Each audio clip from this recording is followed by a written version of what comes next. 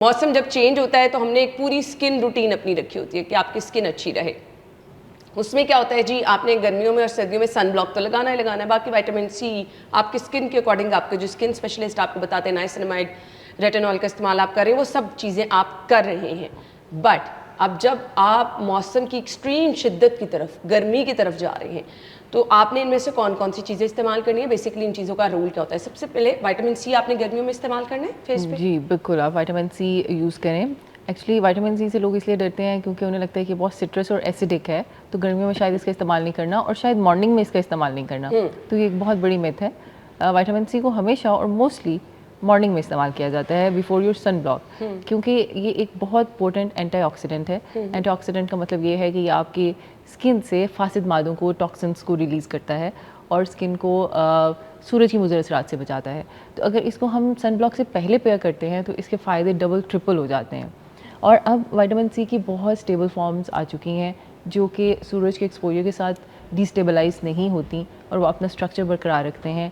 इसलिए इस बात से बिल्कुल मत डरें कि हम विटामिन सी अगर धूप में लगा के चले जाएंगे तो हमें इरिटेशन का सामना करना पड़ेगा।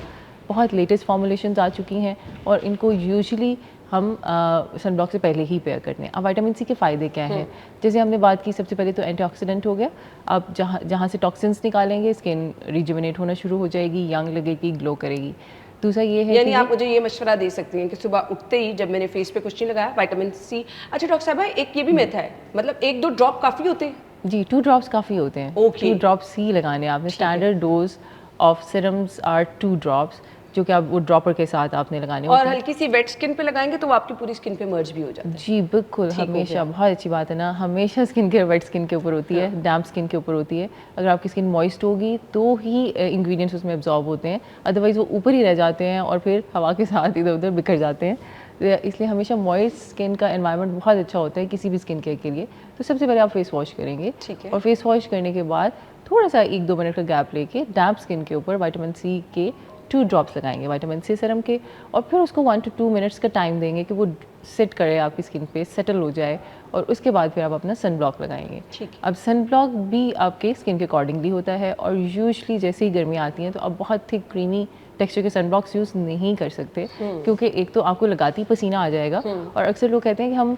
सन ब्लॉक लगाते हैं गर्मी में, हम और टैन होना शुरू हो जाते हैं। ये इसलिए होता है क्योंकि आप अपनी स्किन के accordingly right type of sunblock नहीं लगा रहे। अगर आपकी ऑयली स्किन है और एक्ने प्रोन स्किन है, उस पर वैसे ही 20-30 मिनट के बाद फेस वॉश के ऑयल आना शुरू हो जाता है, और उसके ऊपर आपने हमेशा लाइट वेट सन ब्लॉक इस्तेमाल करना है, जो कि जेल बेस्ड होगा या क्रीम जेल बेस्ड होगा, लाइट वेट सन ब्लॉक होगा।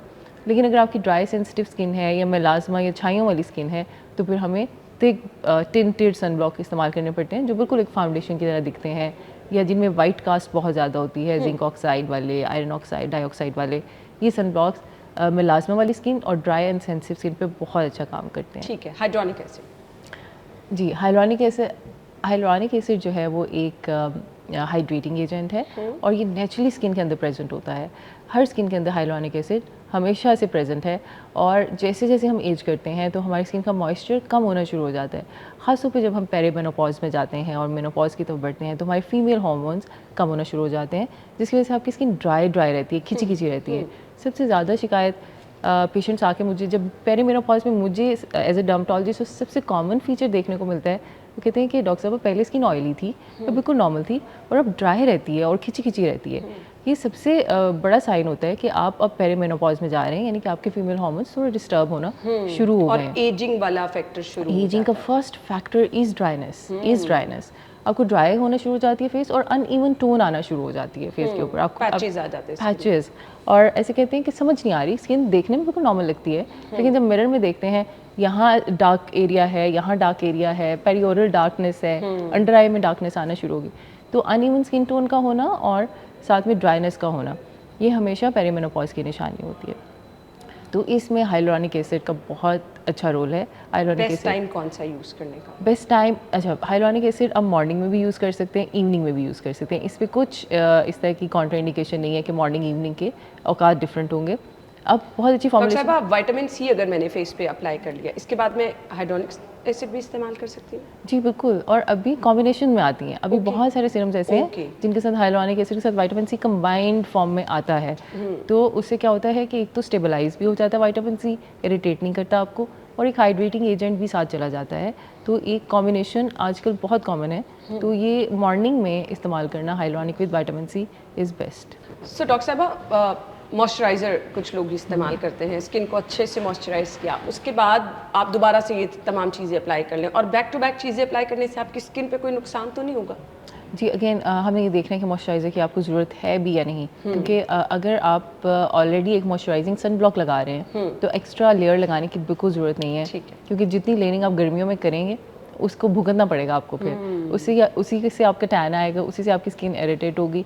तो अगर आपका सन ब्लॉक आपको लगता है कि इनफ एज अ मॉइस्चराइज़र, तो उससे पहले मॉइस्चराइज़र लगाने की ज़रूरत नहीं है। लेकिन अगर आपकी इंतहाई ड्राई स्किन है और आपने मॉइस्चराइज़र लगाना है, तो पहले सीरम लगेंगे, सीरम के बाद मॉइस्चराइज़र लगेगा, और मॉइस्चराइज़र के ऊपर last layer should be your sunblock, क्योंकि सन ब्लॉक इज़ प्रोटेक्शन, ये प्रोटेक्टिव लेयर है, तो इसको एंड पे लगाया जाता है हमेशा। डन। रेटिनॉल हमने कब इस्तेमाल करना है? जी रेटिनॉल विटामिन ई डेरिवेटिव्स हैं, और रेटिनॉल बड़े अरसे से हैं, ख़ासतौर पे ट्रेटिनोइन जो एक फर्स्ट जनरेशन रेटिनॉइड था, इस पर बहुत रिसर्च हुई है। ये इकलौता टॉपिकल एंटी एजिंग एजेंट है जिस पे बहुत रिसर्च है और डेटा मौजूद है कि अगर आप इस रेटिनोइन को फेस पे लगाना शुरू कर दें तो ना सिर्फ आपकी फाइन लाइंस और रिंकल्स गायब होना शुरू हो जाते हैं, बल्कि आगे मज़ीद बढ़ने से भी रुक जाते हैं। हमेशा, चूँकि इरिटेटिंग एजेंट है, हमेशा रात को लगता है, और हमेशा आपने टॉलरेंस डेवलप करनी होती है। आपने हर रात नहीं लगाना, आपने ऑल्टरनेट नाइट्स पे रखना है, या हफ्ते में 2 या 3 रातें लगाएं, और उसके बाद फिर आहिस्ता आहिस्ता जब आपकी स्किन उसके यूज टू हो जाए तो आप एक रात का इजाफा करते जाएं एवरी 2 to 3 वीक्स। डॉक्टर साहब, गर्मियों में भी आपको लगाना है क्योंकि वो कुछ ऑयली होता है ना? जी अगेन अना बताऊंगी कि अभी बहुत अच्छी फॉर्मुलेशंस आ चुकी हैं। पहले जैसे ट्रेटिनोइन की फॉर्म में आता था, एक ट्यूब होती थी, बहुत इरिटेटिंग होती थी, नहीं लगाई जाती थी। अभी रेटिनॉल सिरम्स आ चुके हैं। अब सिरम्स के अंदर भी मॉइस्चराइजर्स ऐड किए हुए हैं, हाइलोनिक एसिड है, स्क्वेलिन है, बहुत सारी मॉइस्चराइजिंग एजेंट्स हैं।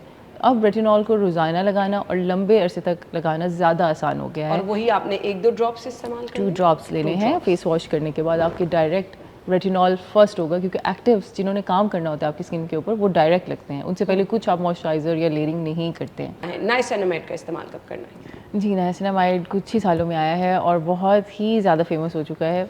नाइसिनामाइड एक अच्छा मॉलिक्यूल है और विटामिन B3 है ये बेसिकली, और इसके बहुत सारे फ़ायदे हैं। या आपकी एक्नी को सेटल करता है क्योंकि एंटी इन्फ्लेमेटरी है, और आपकी अगर रेडनेस है, स्वेलिंग है, उसको सेटल करेगा। अगर दाग धब्बे हैं एक्नी के बाद बन गए या किसी भी वजह से, तो ये रंग को भी थोड़ा सा गोरा करता है। और उसके अलावा ये एंटीऑक्सीडेंट भी है विटामिन सी की तरह, तो आपकी एंटीऑक्सीडेंट एक्टिविटी भी करता है और स्किन से फ्री रेडिकल्स को, टॉक्सिन्स को निकाल देता है। तो इसको आप कभी भी लगा सकते हैं, ये भी मॉर्निंग इवनिंग कभी भी लग सकता है, और डिफरेंट कॉम्बिनेशंस में लग सकता है, क्योंकि ये बिल्कुल इनर्ट सब्सटेंस होता है, इसकी इरिटेशन नहीं होती। यानी हम रेटिनॉल के साथ इसको कर सकते हैं। हमारा बिल्कुल। कॉम्बिनेशन क्या, बेस्ट कॉम्बिनेशन हमें बता दें क्या होना चाहिए? आइडियली रेटिनॉल के साथ कुछ नहीं लगना चाहिए, ठीक है। आइडियली, लेकिन inert substances like hyaluronic acid, niacinamide, ये आप कंबाइन कर सकते हैं।